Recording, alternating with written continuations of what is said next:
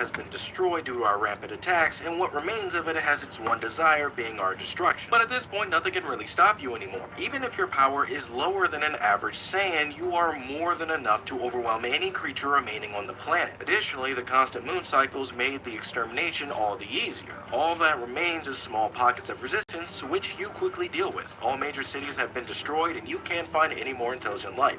The mission is complete. So after all this time, you can finally return home. You hid your pod away in a secluded location for when you finally dealt with the planet's inhabitants. It's already pre-programmed to return to Planet Vegeta, with those being its pinned coordinates. Though the trip back is close to around a year, this feels more like a short nap, simply due to the fact that the Saiyan pod puts you in a stasis. You do not age, nor do you need to drink, breathe, or eat until you're within the distance of your destination. For everything, you finally make it back to Planet Vegeta, where you're greeted by two technicians. They'll give you a quick rundown, but most importantly, you'll be taken back into Saiyan society, where you'll be assigned to a senior who will basically teach you the ropes. During this time, you'll be retrained. Anything you failed to pick up on your own will be taught to you here, such as flight, key control, how to use certain technology, as well as various things related to Saiyan culture and your new life as a Saiyan warrior. Speaking of which, let's talk about that, because missions are going to be dicey. You see, the way missions work is that it's a first-come, first-served basis. They are put into a pool of missions to choose from, and the more difficult the mission, the more money it pays. Meaning the more missions and the harder they are, the more your wealth as well as reputation will grow. Occasionally, you'll be automatically assigned to a mission by a higher-up, such as King Vegeta, Lord Frieza, or King Cold themselves, though this is incredibly rare. Now, due to the fact that you're still young, you'll be assigned to a platoon of adult Saiyans to take on an actual mission. This is where most Saiyans get killed.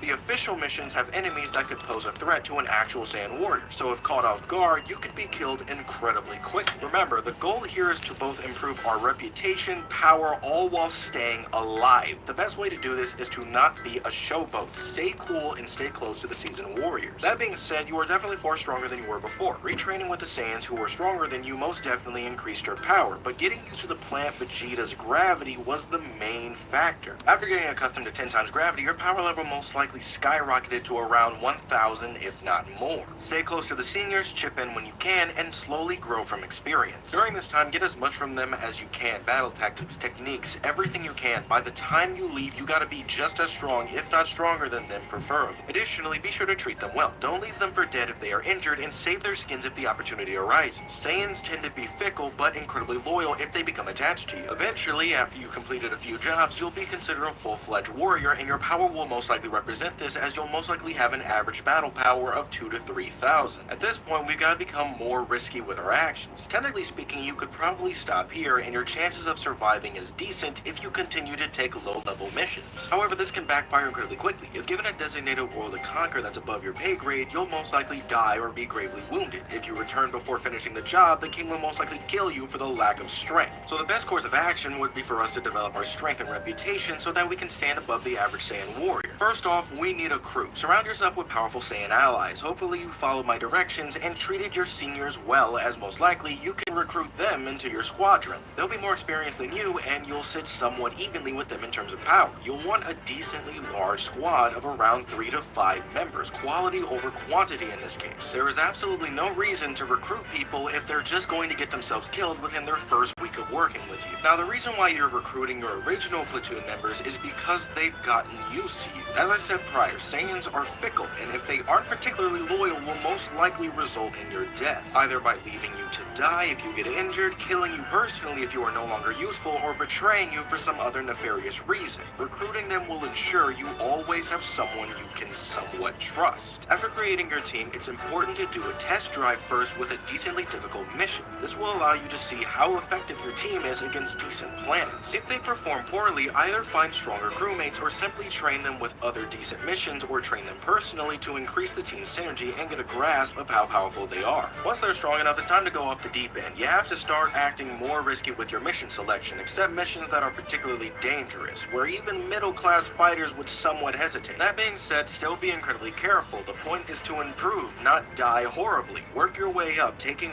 more and more dangerous jobs, and with time, your crew will increase in power as well as reputation. And because your reputation is beginning to increase, more Saiyans will begin to take you seriously, and we need to use this to our advantage. As your reputation and power grows, it's possible that you could be paired up with other Saiyans from time to time, or you could approach them personally without immediately getting blasted into nothing. Now, the reason the middle